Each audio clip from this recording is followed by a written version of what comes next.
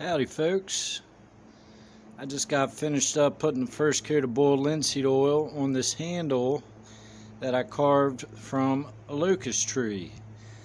If y'all want to see the process, then hang tight. I'm sorry the video is so long. I've tried doing one of these videos. This is probably the 5th time that I've done this, and I've never been happy with it. Always felt like it was way too long. And I know it's going to be about an hour long, but you gotta understand these I do these handles from scratch with no power tools, and it takes a long time. I've been working on this thing for probably a week, maybe a little more, in any free time I have. But if y'all want to see how I do it, I appreciate you watching my video. Hope you all enjoy this, and stay tuned. Here we go.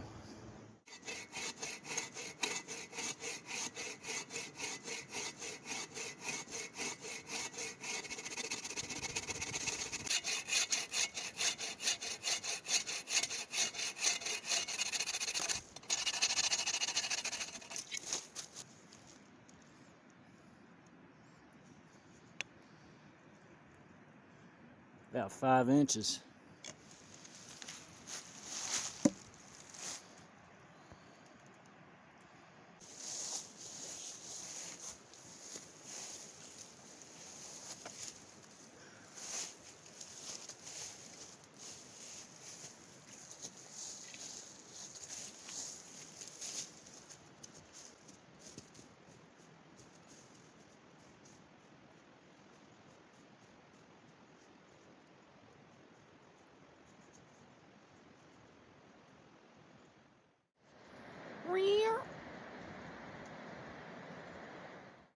Alright, so when I'm looking to harvest a section at a tree, I want to avoid knots.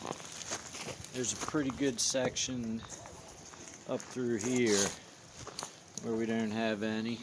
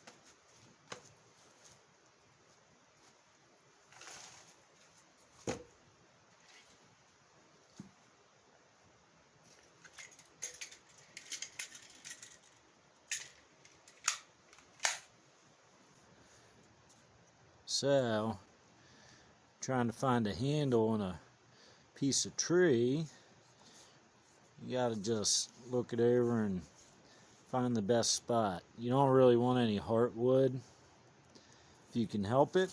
So we're gonna try and billet it out, but I'm gonna try and get her split down the center off the bat. Working with Locust is hard work. It'll dull your tools up quick.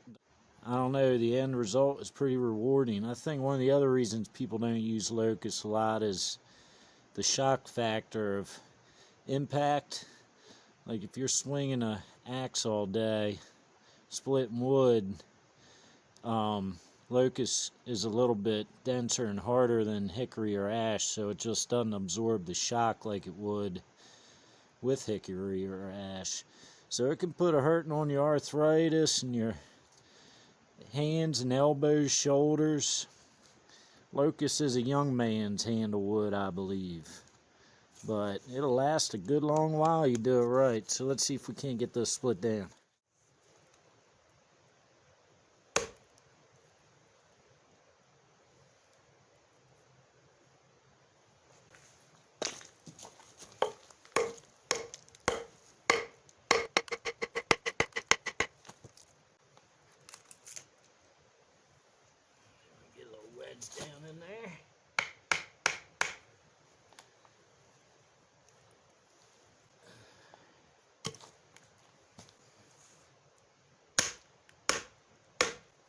Work way down.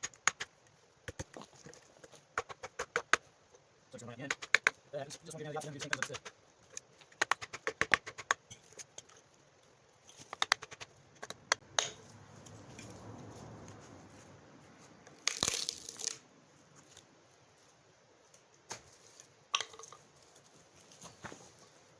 Alright, see how it ran out. We're going to flip her around. Do the same thing on this end. Let's see if I can get.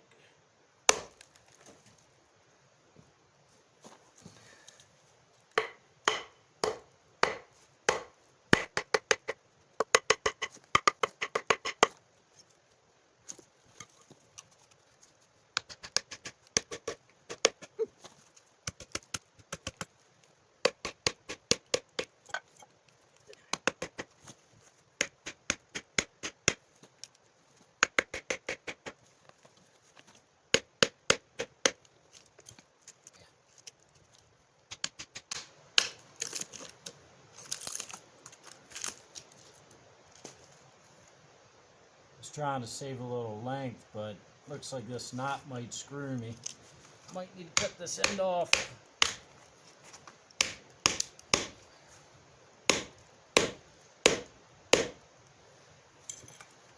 But it's better to have to take more off than to not be able to put more back on. So just got to have patience and don't fight the wood.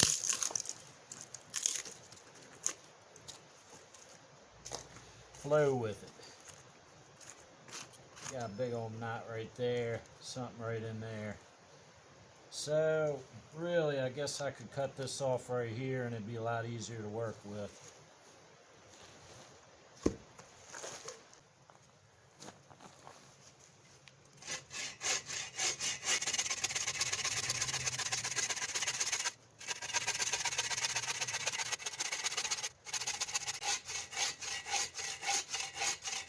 Where a buck saw comes in real handy. All I used to use for this was a Corona 10-inch razor tooth folding saw, and got the job done, but man, it took 4 times as long to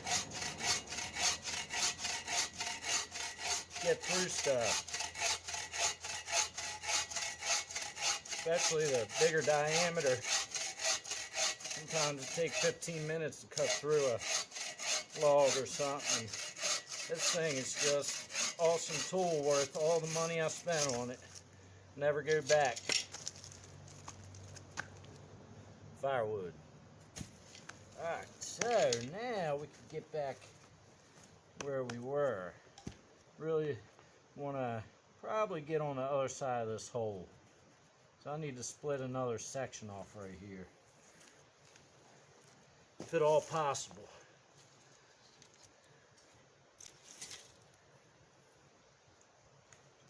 You gotta be real careful swinging down with your legs back here. You gotta really pay attention. Another way, I mean, this wood's super dense and hard, but if you can, get yourself right up where you want. You can kind of bust through like this instead of swinging your axe.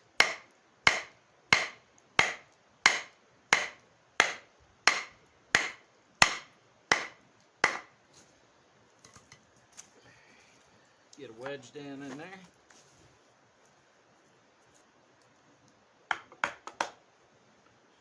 Get that out.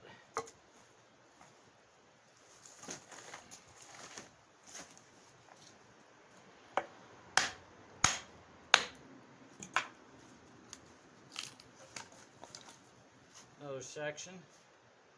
That'd be good for some smaller tool handles. I might save that. I have a ball peen hammer I've been wanting to carve a handle for. So we're slowly piecing this apart to get to where we want. Let me show you all a little something now. Let me get this off. Alright, so you can see right here we've got a crack that naturally kind of split out, and that is where I'm going to make my next cut through. Work smart, not hard. This right here will be a good section to work with to carve a billet out of. So I'm going to work on this little crack here and follow the natural cracking in the wood. Get that out.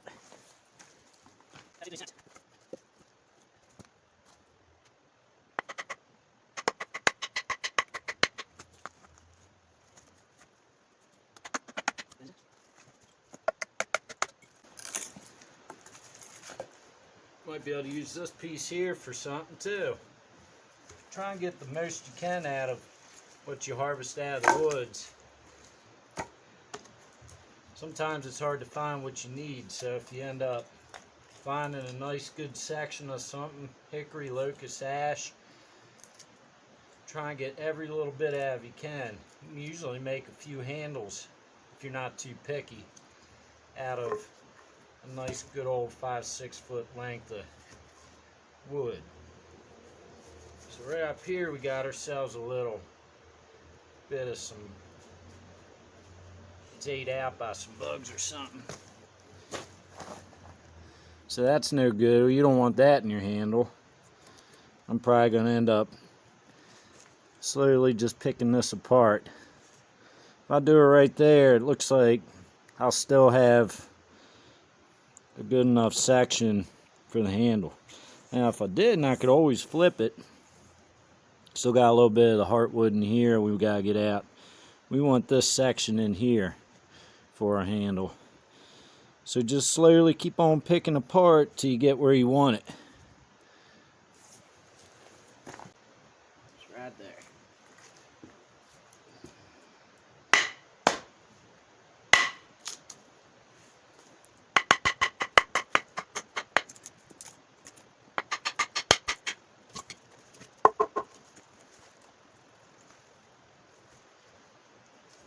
Down here, that'll be the butt end. We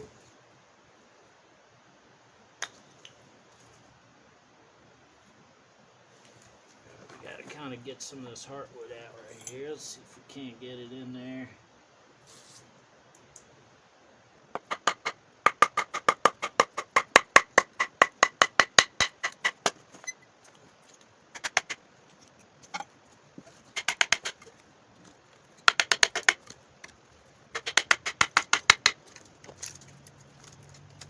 Come along. I'll get this a little bit up here right now before we got to this thing.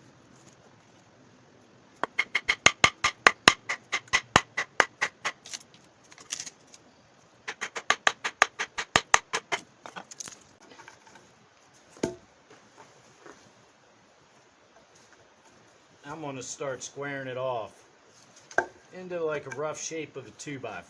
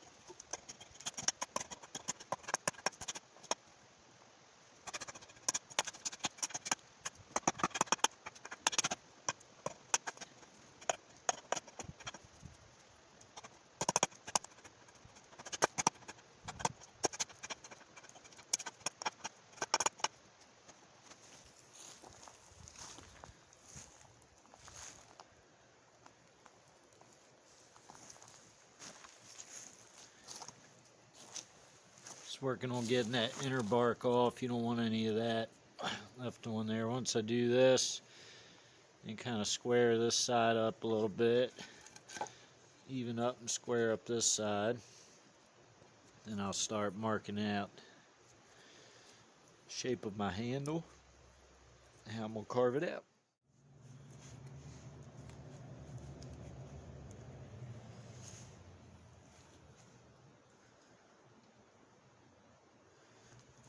Got a rough drawing of shape of the handle. The head's going to be sitting up here. There's two ways you can go about doing this part. You keep using a carving hatchet, take all this off the sides, or get yourself a buck saw, or any kind of saw really, and make a bunch of lines through here, saw down to this line, and then chop it out with your hatchet. And I've found that's a little bit easier for me.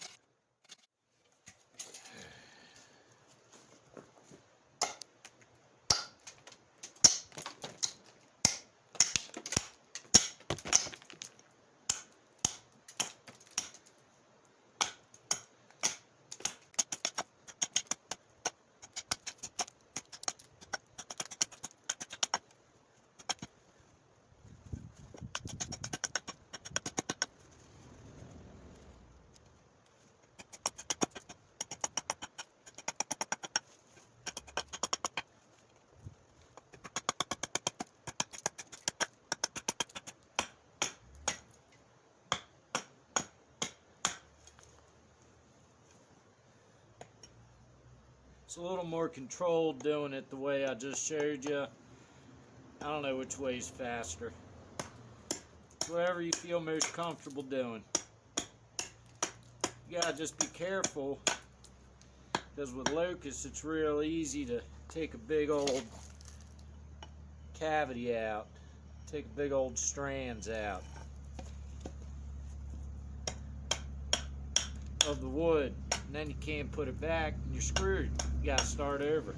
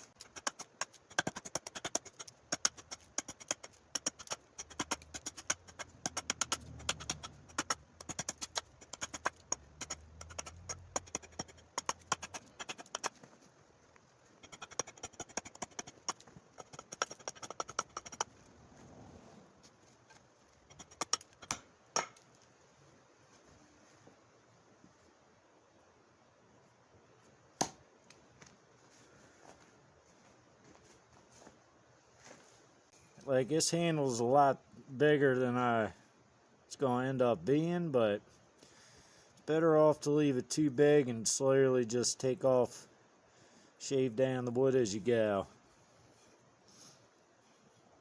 That way you don't go too deep. You see there's a big old ditch down through there. That's what you gotta be careful with. You don't take out big chunks. I guess from here I'm gonna go on to using either my knife or I'll probably use a spoke shave for a bit, get her shaped down a little more.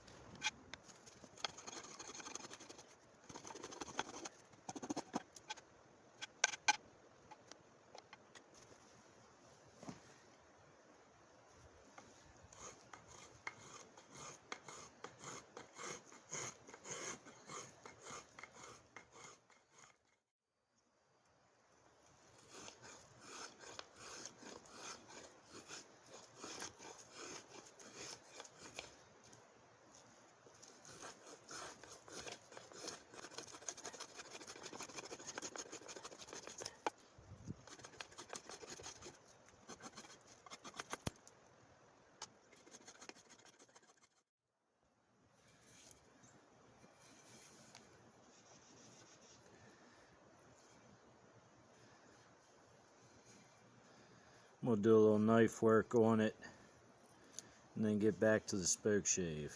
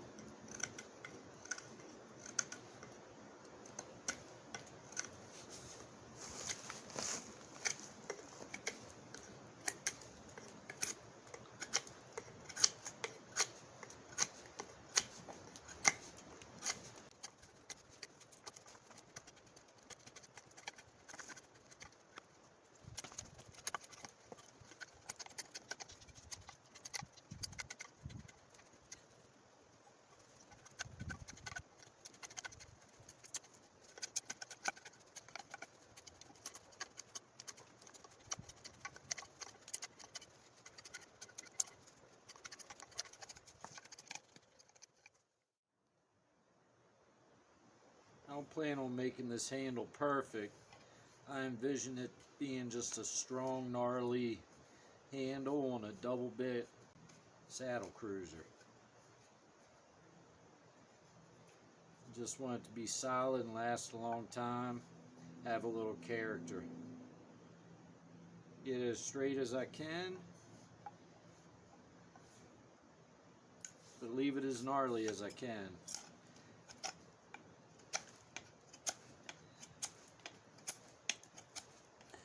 It's not for anybody but me, so being as it's my axe and my axe handle I'm carving, I can do what I want.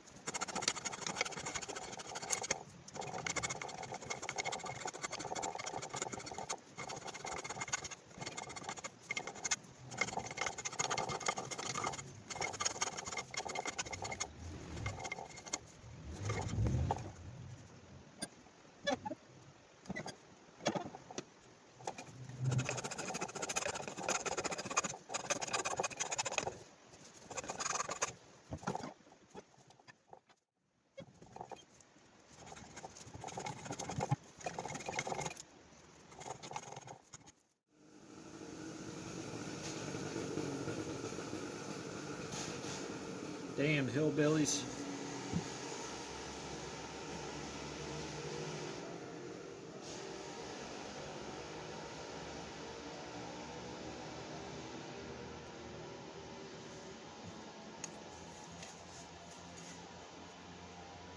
Coming along.